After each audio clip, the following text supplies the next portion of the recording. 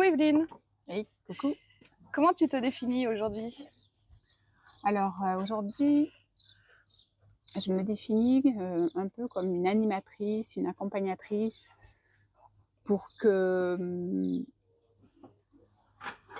dans un chemin agréable, dans la nature, euh, je puisse aider une personne, en l'occurrence toi si ça t'intéresse, à profiter des énergies de la nature pour revenir à un schéma intuitif qui va te permettre de te recentrer sur toi. Et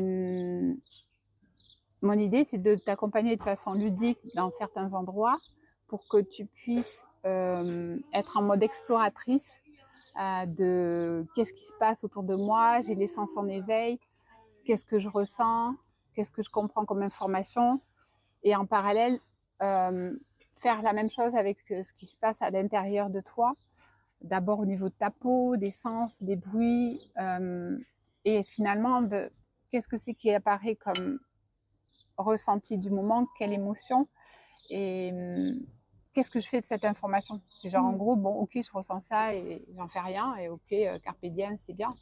Ou alors je me dis, bah attends, il y a un truc qui s'exprime derrière, qui soit satisfaisant ou insatisfaisant, ou que ce soit ce qu'on pourrait dire agréable, désagréable, ou négatif, positif. Dans tous les cas, c'est constructif dans la mesure où je vais t'aider à comprendre qu'est-ce qui est exprimé comme besoin derrière. Donc du coup, waouh, superbe. Merci. Avec plaisir. Merci.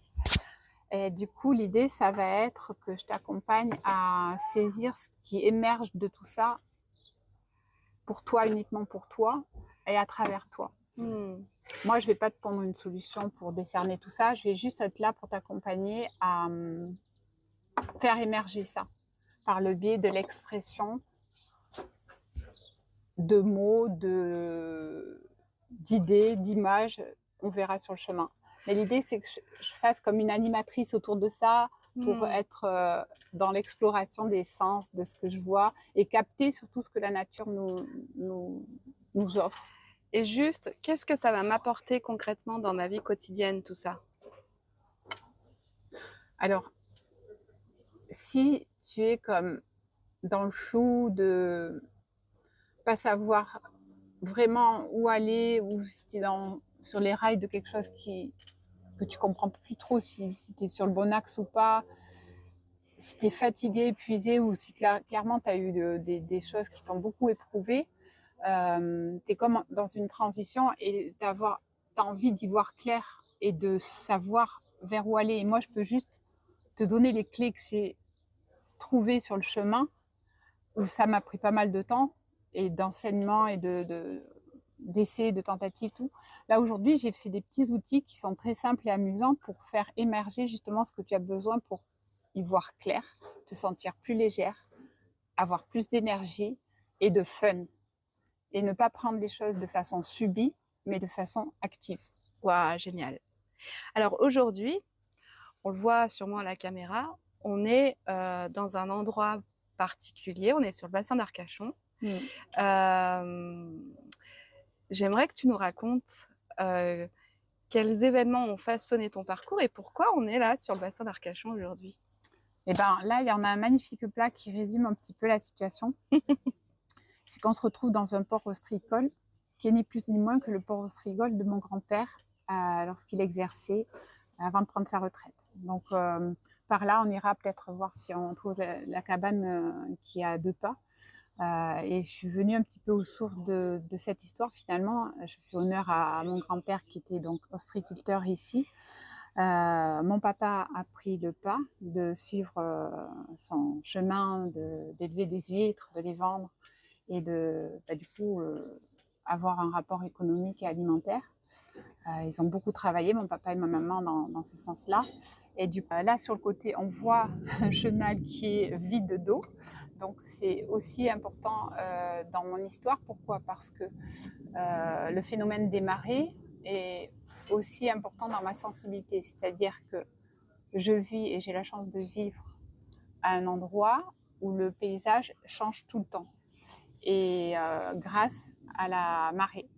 le phénomène des marées. Là, vous n'aurez pas la chance de voir le bassin rempli, mais vous aurez la chance de voir finalement ce qui se passe à marée basse. Donc tout à l'heure, il y avait des petits canards et voilà. Et c'est aussi ça qui est la vie, c'est que la vie, elle change tout le temps. Si on veut se baigner, bah, faut s'adapter à la marée. C'est un peu une métaphore de ce que l'on peut vivre dans la vie, c'est que c'est pas nous qui dictons ce qui se passe autour de nous, c'est nous qui nous adaptons qui nous adaptons à quelque chose qui se présente à nous. Ça peut être calculé là, avec les marées, mais ça peut être aussi complètement imprévisible. Ça peut être le mauvais temps. Et je fais des accompagnements d'ailleurs qui fassent beau, qui fassent mauvais, parce que en gros, il n'y a pas de mauvais vêtements, il y a pas de mauvais temps, il n'y a que des mauvais vêtements. Ça, c'est, alors donc je tourne plutôt de façon positive.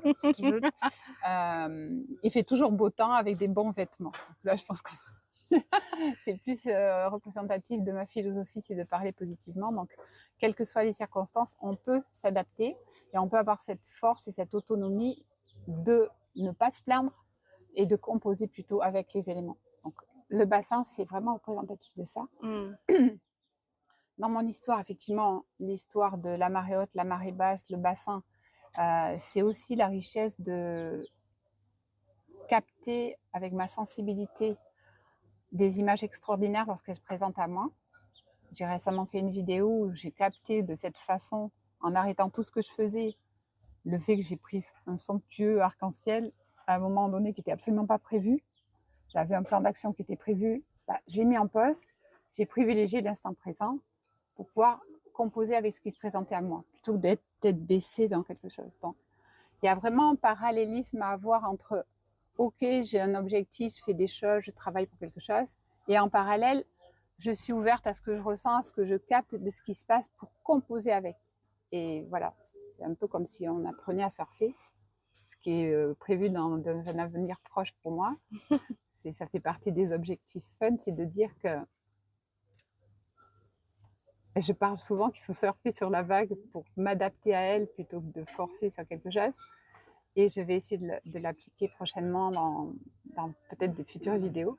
Mais l'idée, voilà, c'est ça, c'est que le bassin, c'est ça aussi. Et donc, quand je suis née au bord du bassin d'Arcachon, que je suis allée sur l'eau avec mes parents, quand je suis allée sur l'eau, sur le bateau de mon papa et ma maman pour les aider aux huîtres, toute petite déjà, au lieu de chercher à ramasser des huîtres comme eux, j'étais comme émerveillée par la lumière qui se reflétait sur un coquillage nacré. Il y avait des espèces de petites trompettes blanches dans l'eau et c'était comme des petits trésors pour moi. Donc c'était comme la petite Indiana Jones de l'époque. C'était genre, je vais trouver un trésor dans un petit ruisseau et je partais à l'aventure finalement dans les petits estailles. Et c'était vraiment riche. Donc voilà, tout ça pour dire que je suis une fille de bassin, je suis une fille de personnes qui ont travaillé dur et qui m'ont amenée là où je suis. Et le fait que je veuille protéger cet écrin, et là où il y a plein de richesses naturelles, et notamment avec des façons écologiques de respecter cet environnement, de bien le connaître et de bien le protéger. À l'image de ce que je propose de faire à l'intérieur, c'est la même chose, c'est aller en mode exploration de quelles sont les richesses que l'on a à l'intérieur, quels sont les obstacles qui peuvent apparaître ou les challenges, et puis de jouer avec ça. Donc je suis dans cette dynamique-là qui prend racine avec cet endroit, ce chemin de vie professionnelle de mes parents. Donc ce que je comprends, c'est que l'écologie est au cœur de tes valeurs et donc au cœur des accompagnements que tu proposes. Et je vois aussi la créativité. Est-ce qu'il y a autre chose? Est-ce qu'il y a d'autres valeurs qui te mettent en mouvement et qui te guident aujourd'hui? Donc le mot respect, écologie, c'est vraiment important. Il y a le mot écoute aussi, le mot observation, qui est plus de l'ordre des moyens que des valeurs, mais oui, l'écoute et l'observation sont plus un moyen qu'une valeur, mais la valeur, c'est effectivement cette harmonie finale intérieure qui va pouvoir s'étendre à une harmonie avec conjoint, avec amis, avec famille, pour aller vers quelque chose d'encore plus large, peut-être une structure, une entreprise, et finalement un mouvement qui peut aller vers quelque chose de plus contributif qui est de l'ordre de la contribution à l'environnement, par exemple, mais, ou économique, mais toujours dans une harmonie, une écoute mutuelle et un enrichissement dans les différences. Voilà. Merci. Avec plaisir.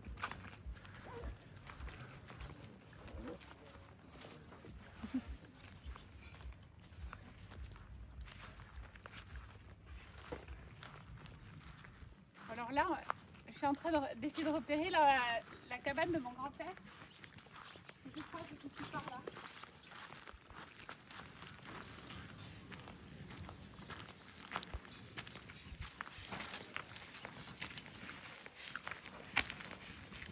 Et ça là, devinez ce que c'est, à quoi ça sert. Ça c'est des patins pour pouvoir marcher sur la vase. Parce que quand l'eau descend, il reste la vase. Et pour aller chercher des bigorneaux, des crustacés, il fallait se déplacer avec ça, sinon on restait comme bloqué dans la vase.